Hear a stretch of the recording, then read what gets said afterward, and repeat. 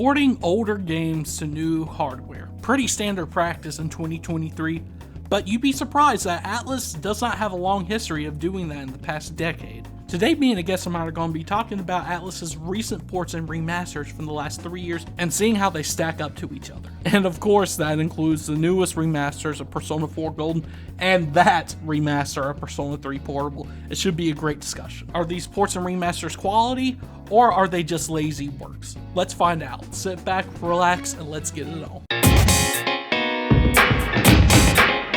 Hey guys, what's going on? King Narakami here. Thank you so much for joining us today for this discussion of recent Atlus ports and remasters. And today I have a longtime friend of the channel, David Cast JRPGs. How you doing today, David? Say hi to the beautiful people out there. Doing good. Hi everyone. Thanks for joining us. It's doing good. Doing good right now. Speaking of beautiful people, you are a beautiful person, David. How'd you get so beautiful? I'm trying. Well, you are succeeding, my friend. You are. Thanks, good sir. Like I said, we're going to be talking about Atlus's recent ports and remasters, just talking about them, and we're pretty much seeing if we would call them, if Atlus is being lazy, or we'll find some other word to describe it, I'm sure, but we're going to question Atlus's attempts with these ports and remasters, and we're going to pretty much start where P4G took place June of 2020, as you all know. As it's been said ad nauseum at this point, P4G was shadow dropped in June of 2020 on Steam. That port was done internally at Atlus with the brunt of the development done by pre-app partners. We'll talk about pre-app partners in a little bit, but you remember when that port dropped on Steam and everything? It was a decent port. It had a few stutters in it, but do you have any thoughts, memories, or just thoughts about the port itself, what they did for it? To be honest, dude, I think we were all biased with that one because, as you said, there were issues and there were multiple little things, right? Not deal breakers, but multiple little issues here and there. But at the same time, it was something new. It was something that was never seen for Atlus to like port a classic like this and drop it straight away for $20 or something. Insane. Was it $20? Yeah, $20. It was crazy, and everyone was super happy. Like streamers playing the game for the first time, Metacritic through the roof, breaking records on Steam. So it was such a big deal at that point, like right after the pandemic started too. So it was very good timing for them. That it was hard to it was easy to overlook the issues. Oh yeah, people had problems with the cutscenes and everything at first. That was patched.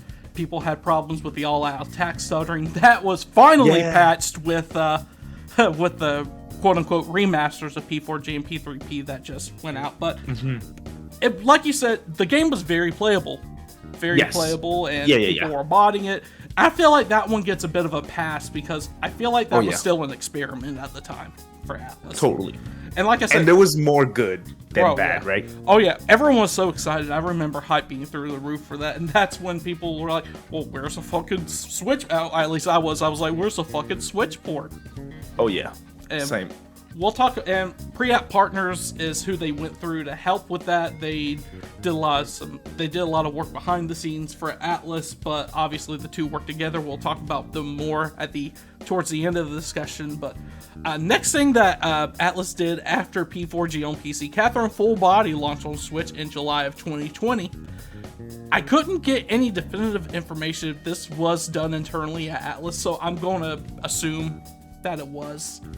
I don't know who else. I know there was a third party. Sure. There was a third party that did the actual Catherine Classic PC ports back in the day, which is disgustingly bad. Right. That is bad. But the good news is that this port was actually pretty good. There were a few frame rate issues and Stray Sheep itself, but otherwise, the gameplay very solid. Do you remember your time with Catherine Full Body on Switch? Oh. Absolutely. It's like very comparable to the PS4 version visually. You look at it and you're like, it's the same game. After all, it's a remastered / re-release of a 360 and PS3 game.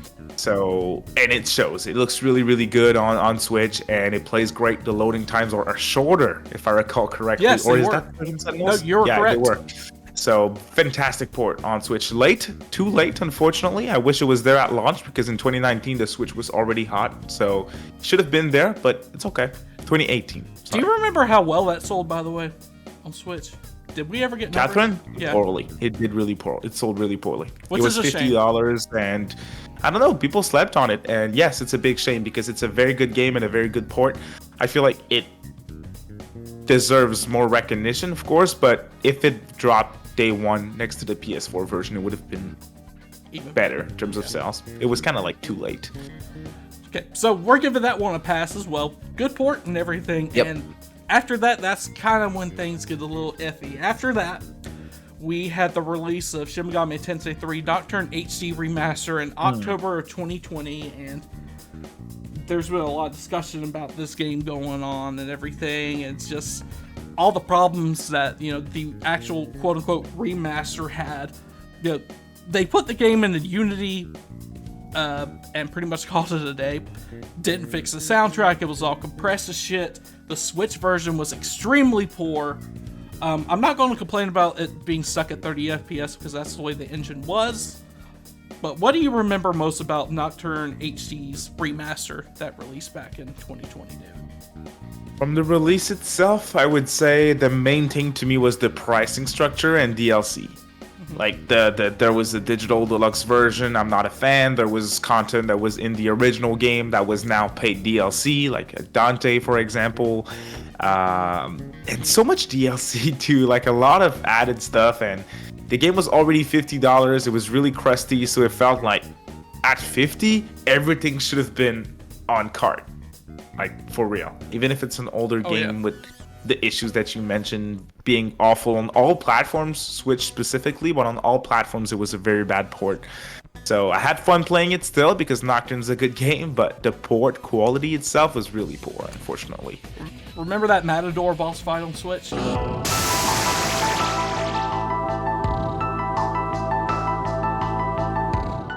Terrible. It dropped like, single digits. Yeah. And I know you're not an FPS guy. Like, I'm not, but that's noticeable. That's next level stuff. Like you mentioned the frame drops in Catherine full body on Switch. See, that's something that I'm not noticing. Well, but during something those like sections, Nocturne HD, come on, you can't miss it. Right, during Catherine, it's like, well, you're just walking around with a stray sheet. Who gives I a assume shit? it's minor stuff. Who gives a shit? I honestly don't remember. So when you're about to fight Matador, or even while you're in a fight and you use like a magic skill or something, you can notice those frame drops in Nocturne HD on Switch. I don't remember which video I did, but I did a video and I went back to grab some Nocturne HD footage that I already had on an external drive. So plugged it in, looked at footage. The first thing I opened was like me recording, and it was Switch gameplay from my copy. And I was entering the fight with Thor, and it was the cutscene before the fight of Thor, and it was like, god damn, even that was like very laggy, and I was like, I can't use that in the video. That's too rough. It's tough. I'm sure you guys on the screen right now have already seen the Matador boss fight and everything, and seen how bad that port was. Are we giving it a pass, or are we giving it a in the middle, or fail? Because if you're picking it up today at $20 and you're just trying SMT for the first time, it's still a very good game. Like the game itself is a solid 9. The quality of the port is like a 6 or a 6.5, but behind it all, it's still a very good game. So I would give it a pass for sure. ATLUS could have done a lot more, but yes. I would call it like borderline. I wouldn't say lazy. They put it in Unity, put it in that new system. They didn't change any of the music. It's still compressed. But at the same time, they did have an effort to make it look better, and they did try some different things. They had skill inheritance in a patch. In a patch, though. In a patch. That's the thing. In a patch. But I guess we can give it a pass, especially right now since it's regularly on sale. And it's still a great game to play, and it's not like completely ugly to look at. During those frame drops, it can be, but we'll give that one just a slight pass. So after Nocturne HD, we actually fast forward about a year and a half, and I can't believe we're still talking about this game, but we're going to have to mention it anyways because it happened. Persona 4 Arena Ultimax released in March of 2022, and nothing inherently wrong with the performance of the port or anything, but the game dropped without rollback netcode.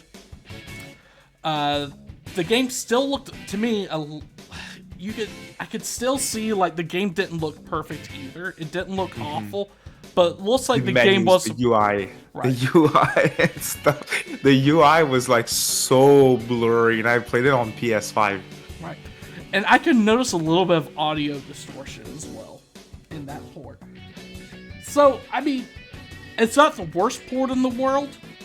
But what are your overall thoughts on P4AU's port? I know you didn't spend a ton of time with it, but from the time you did spend with it, what are your impressions of the port itself? Remember how I said I was biased about P4G, how we were all biased about the Steam release of P4G? I'm kind of biased about P4AU. I'm like, this decision to port that game is so shit that I only want to shit on it. Like, I don't want to give it points. It's like, why? Why choose that game at that time? Like, looking back on it, I'm like, I'm cool now. I have P4G, it's cool. But to drop that one first was rough. The game itself was fine. I mean, it's P4AU. If that's what you're expecting, you're good. But if you're like hoping for something more, it's nothing more. It's P4AU. If you have a 360 copy, just play that. It's the same thing, same game. Right. I mean, there's nothing inherently wrong with the performance or everything. It comes with all the DLC from the original game and includes P4A story as well. We'll give this one a pass, but they could have done a lot more. Clean up some of the audio, the visuals, and maybe, added rollback netcode day one like they were supposed to. And the game's pretty much dead at this point. That's the thing. Like, it was not worth porting it at first, or why bother putting effort into it? Like, Nocturne is the game that feels like they should have put effort into it. Like, it sold well at $50 with all those issues, unlike P4AU. So at least maybe they should have skipped P4AU completely, take that budget, put in on Nocturne. And of course, that was done internally by ATLUS, and I think that they collaborated a little bit with Arc System Works as well. At least that's what I heard. Don't quote me on that one, but I'm pretty sure that was Now, this next one I'm 1000% sure of. October 2022, Persona 5 Royal finally drops on multi-platform, and actually, instead of ATLUS internally developing it, Sega themselves took the lead. The people behind, Sonic the Hedgehog and Puyo Puyo, they led development. Yeah, well, not that team, but they led development of that remaster for all versions of the game: Switch, PC, Xbox. Great port, if you ask me. Great ports. Loved them. I think they were all very solid. Some problems with the Switch version. A few problems. You notice the doors at the beginning of the first castle and everything were in like 2 FPS, and there were a few problems, but overall, what are your thoughts on the Persona 5 Royal? I think it's a fantastic port. Honestly, I played through the whole thing on Switch, and again, the door is the only issue that I saw, to be honest. The door in Kamoshida's palace, for some reason, is like super clunky, but everything else, even the safe room doors in other dungeons, under other palaces, they're perfectly fine. So it's a very good port. Loading times aren't too long. It looks good. It plays well portably, and also dock. Great experience. I don't see myself going back to the PS4 version. Yeah, me too. And like I said, that was Sega. That was not ATLUS doing that. So to me, it's not. That's a much bigger team working on this and making sure everything's perfect. Now, I know what a lot of you are thinking. What about 13 Sentinels? Well, 13 Sentinels, as far as I know, was a port developed by Vanillaware themselves, as they made changes to the game and everything. That's why we're not mentioning it right now. But for Switch, it's a great port. We loved it. You loved it, David. I know you did. Oh yeah, it's their only game on Switch 2 at the moment, Vanillaware. Yep. So, and it's the best way to play 13 Sentinels. But we're not really counting that because that's a Vanillaware game. Now, the last two games that we're going to talk about is the one that's got everyone up in arms right now. January 2023, Persona 4 Golden and Persona 3 Portable Remaster came out for all platforms. This was also developed internally by ATLUS, but pre-app partners helped a lot. I think mostly with the upscaling of textures and Persona 3 Portable. Obviously, P4G didn't need a lot of work because it already had a PC port. Yeah. They did add some stuff to it as well. As far as Persona 4 Golden for Switch and PS4 and Xbox, big thumbs up for me. Fantastic. No issues whatsoever, right? No issues. I haven't had one glitch. I know some people reporting that they have, but not one single glitch. But the one that people are talking about right now, and pretty much the one that prompted this video and this discussion, is Persona 3 Portable. Now, we're not going to make this an FES versus portable discussion, but simply what you're doing with Persona 3 Portable is you're taking a PSP game and blowing it up to modern standards. So that means Atlus sent this to pre-app partners. They all put it through AI upscaling technology, brought the game back, and the results are very... I'll say this. When I loaded up the game the first time, in the very first scene, where you see the moon and everything, there was artifacting in the very first scene that was very, very noticeable. And you'll notice once you start the game. And not to mention that, in addition to, the AI upscale textures that weren't done very great and everything, we also have compressed audio in the game that was not present in the PSP version. Yeah. Which is odd to me, because the PSP version, to me, sounds a lot better. You've heard the audio for the new P3P remaster. It's terrible when you put them side by side.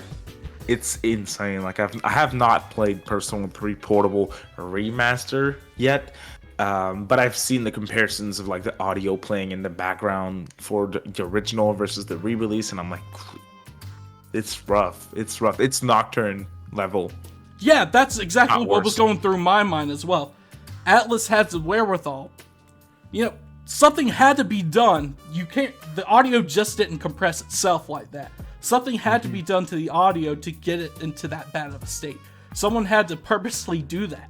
Atlus has official files. There's CDs out there of Nocturne and Persona 3 Portable that they could just rip and put as the sound effects for the game and everything. It's them being lazy. Yeah. What are your overall thoughts on P3P? I know you haven't spoken a lot about it because you haven't played it completely, but you see everyone's opinions online, and we kind of saw this coming when they first showed the trailer and everything. But do you think it's just a case of Atlus? Was Atlus lazy with this port? Did they not try? What's your overall thoughts of P3P? I think people are very mad about it, and it's kind of fair because they're just re-releasing a PSP game. You expect it to at least look and run fine on all platforms and sound fine. And you're calling I think the main issue for both Persona 4 Golden and Persona 3 Portable, but as you said, Golden is fine, so you don't really look at it. But the main thing is they're calling these games remasters. They're not remasters. It's arguable. For P3P, you could say the PSP version is better, but even just by looking at the game, they didn't add much. They didn't even add stuff for the most part. Minor features and stuff here and there, but that's it. So why call it a remaster? It's just a port. You ported that game. It's the exact same game. What do you think happened with this Persona 3 Portable quote-unquote remaster? Do you think it was a lack of effort? Do you think it was a lack of quality assurance? Do you think it was just a rushed product? What are your thoughts? Why would they release something like this in this state? I feel like they probably pushed it out the door. Like, we need to drop these. People are asking for them. Maybe I would be curious to ask someone at Atlus Japan, but when Persona 25th started, what were the plans? And I feel like the plans were to port P5R, but not P4G and P3P. But with how people were crying about them and with how much people wanted these games, they were like, okay, we have to do it. P6 is coming at some point in the future. We have to drop them quickly. I think they were rushed and they were under pressure to do something for this anniversary. I think that's a very fair assumption. It's just something went wrong. I don't know if it was communication between teams or quality assurance, because like I said, pre-app partners did work on this as well. It was two different teams developing this ports. And, $20 release, you could say, oh, you get what you pay for, but at the same time, I'm like, this game has already been made. It's a PSP game. you're releasing it in questionable quality with the audio and everything, the artifacting. And to me, it's just not a good release. And considering you can buy the exact same game on the PlayStation Store for the PSP and play it on your PSP and PS Vita for $20, and it look better on those screen and sound better. That's insane to me. When you can emulate a game and it's just better, it's just questionable. I have another idea of why that happened, and I feel it's something important to mention. With how long it took to port both P3P and P4G, I think Atlus underestimated these releases. I feel like they were like, oh, they're just old games, people won't care that much about it. But I guess since people are talking about them a little bit, let's port them. I don't feel like they were expecting much for these games, and maybe they just didn't feel the need to do much because like, who cares? The people who want them will buy them, whatever. So you would pretty much talk this up.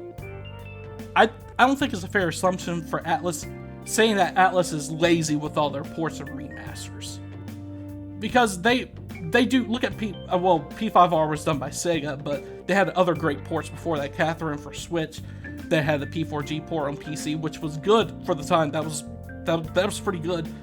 Do you think it's a lack of effort? Do you think it's a lack of planning? What do you think, all in all, and how do you think Atlus can improve in the future? It's those two things. It's a lack of experience as well. We just gotta bring ourselves back and think about it for a little bit. I know in 2023 to port old games is industry standard, right? It's nothing special. It happens every single day. Ports come out all the time from multiple publishers. But for Atlus, it's new. They started to do that like recently. They didn't really port games to other platforms before. They were not about multiplatform. They were not about bringing back their old games. They drop good games and they move on, right? So it's still a new concept for them.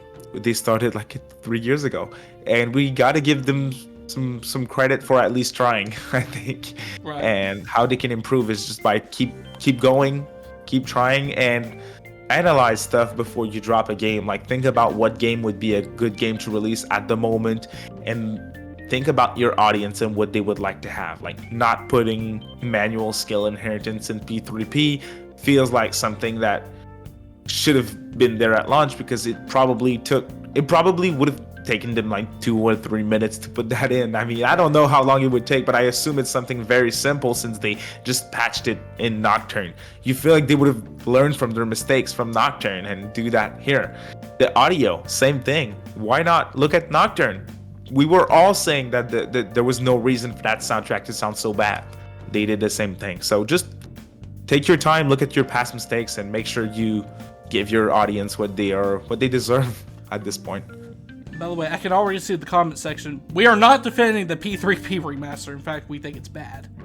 Like, it's a poor effort, but there might have been some miscommunication or something on both sides. Don't look at it as... What I'm trying to say is, there are plenty of talented people out there that I probably put their heart and soul into making these games, translators and everything. It's not a lack of trying. It's a lack of communication, and I feel time as well. So thank you all so much for joining this video today. We're probably going to have a nice little comment section down below about this, but you know what? Bring it on. I want to know what you guys think. Do you think it's a lack of effort? Do you think Atlus is just lazy? Drop a comment below. Let us know your true thoughts. As always, I'm going to put David's link in the description as well. David, thank you so much for stopping by. I really appreciate you coming by. Follow him on Twitter. Subscribe to him on YouTube. You probably already do if you subscribe to me, though. But David, thanks a lot for coming on this video. Appreciate it. Hey, thanks for having me on again, dude. I appreciate it. Anytime. You're always welcome. We'll see you guys in the next video. King out.